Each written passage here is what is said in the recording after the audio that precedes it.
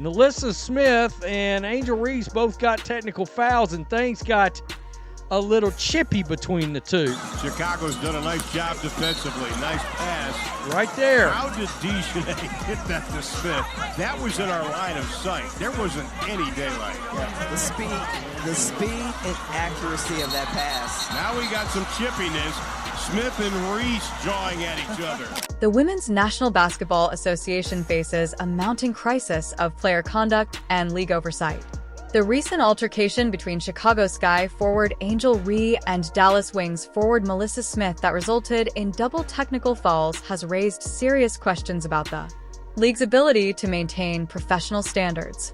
This incident, amid growing concerns over physical play and Caitlin Clark's injury, highlights a troubling trend of escalating confrontations that risk damaging the integrity of women's pro basketball.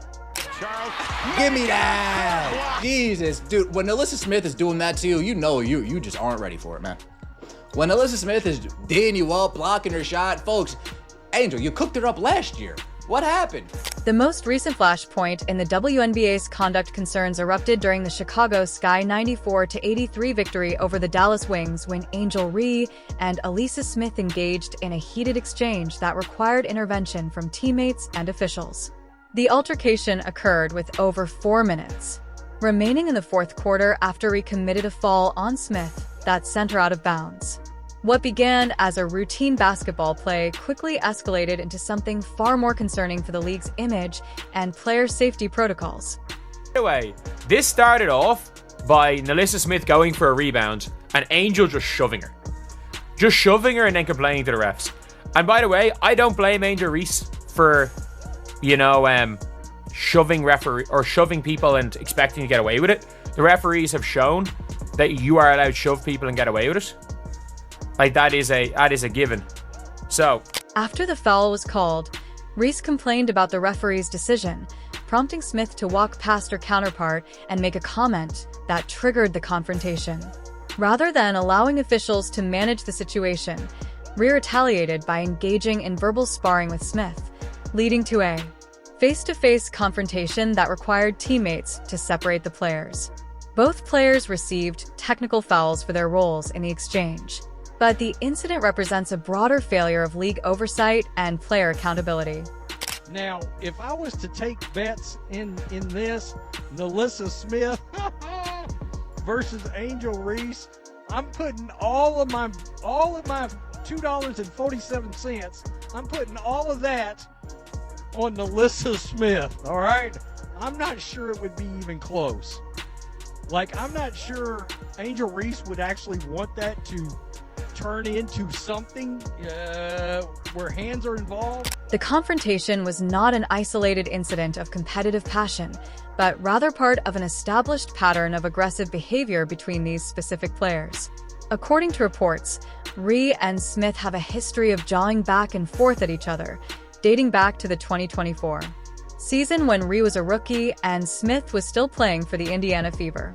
This historical context suggests that the WNBA has failed to address ongoing interpersonal conflicts between players before they escalate into public confrontations that damage the league's reputation. What happened last year? Was it the Indiana Fever on the jersey? That made you go extra hard? Was it that other player on that team that was like, oh, that 22, oh, I really want to show her something? Is that what really made it? Because in these matchups against the Dallas Wings, you really haven't been anything special at all. Maybe Nalyssa Smith was tired of seeing her in a meme all offseason. Nalyssa's like, you know what? That next time I play her, I'm not going to let her cook me and do me like that. If you are enjoying, please subscribe. The manner in which this confrontation unfolded reveals significant concerns about player discipline and emotional control. Smith's frustration was evident when she slammed the ball on the ground after the foul, while Reese's decision to pivot from arguing with referees to engaging directly with Smith demonstrates a concerning lack of professional restraint. The fact that teammates had to physically separate the players indicates that the situation had escalated beyond normal competitive intensity into territory that could have resulted in more serious consequences. The WNBA's response to this incident has been notably restrained, with both players receiving standard technical fouls rather than more serious disciplinary action. This measured response stands in stark contrast to the potentially volatile nature of the confrontation and raises questions about whether the WNBA is adequately addressing patterns of aggressive behavior that could escalate into more serious incidents. The technical fouls assessed represent the league's acknowledgement that both players crossed professional boundaries, but the lack of additional consequences may signal to other players that such behavior carries minimal risk. And if you guys don't remember, like even last season, the two of them were getting into it through the entire season. The two of them were getting into it, and you saw literally when the referees tried to break it up, you saw them just go like, don't. Like the two of them want to get into it. And again, this is a rivalry. The Reese Smith altercation cannot be viewed in isolation, but must be understood as part of a broader pattern of increasingly aggressive behavior that has characterized recent WNBA seasons. The most notable previous incident involved Angel Reese and Caitlin Clark during their season opener, where a hard basketball play escalated into a confrontation that required official review and resulted in multiple fouls. During that incident, Clark committed what officials determined to be a flagrant foul on Reese, leading to technical fouls for both Reese and Indiana Fever forward Aaliyah Boston. The Clark-Reese incident provides important context for understanding the current state of player conduct in the WNBA. While Clark characterized her foul as merely a good-take foul and stated there was nothing malicious about it, the officials' decision to classify it as flagrant suggests that even routine basketball plays are being scrutinized more heavily due to the overall climate of increased physicality. Clark's professional response to the incident, where she acknowledged the foul while maintaining it should not have been elevated to flagrant status, stands in contrast to the ongoing pattern of confrontational behavior exhibited by other players. The rise in technical fouls and confrontations points to a broader issue beyond isolated player incidents. NBA rules impose suspensions after 7 technical fouls with further penalties for every 2 after that, indicating the league recognizes this as a recurring problem. Yet, the ongoing frequency suggests current measures may not be enough to curb aggressive behavior. Through your perspective on the flagrant foul, what was the point you were trying to make to her? It's just a good take foul, you know? If either Angel gets wide open 2 points or, we send him to the free throw line. Nothing malicious about it. It's just a good take foul. Every basketball player knows that. The proliferation of on-court confrontations and technical fouls has significant implications for the WNBA's efforts to establish itself as a premier professional sports league. Basketball fans attend games and watch broadcasts to witness elite athletic competition, not to observe players engaging in verbal sparring matches and physical confrontations that detract from the sport itself. Every minute spent addressing player confrontations is time not devoted to showcasing the remarkable skill, athleticism, and competitive excellence that defines women's professional basketball at its highest level.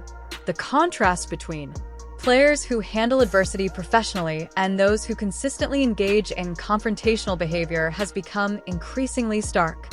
While some players respond to challenging situations by focusing on their performance and letting their basketball skills speak for themselves, others appear to treat every perceived slight as an opportunity for public confrontation. This disparity in professional conduct creates an uneven playing field where some players benefit from the attention generated by controversy, while others are overshadowed despite superior on-court performance.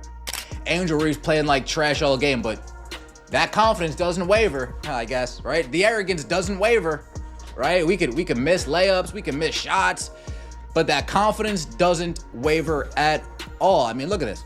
Angel Reese, after going 3 for 12 on the night, at this point, she has a historic play where she elbows Dejanay out the way, and here we go. Move it, little girl. And yeah, Angel Reese talking that trash. Yeah! You guys can't stop me. I'm 4 for 13. The current state of WNBA player conduct takes on additional significance in light of Caitlin Clark's injury, which has sidelined the league's biggest star for at least 2 weeks with a left quadricep strain.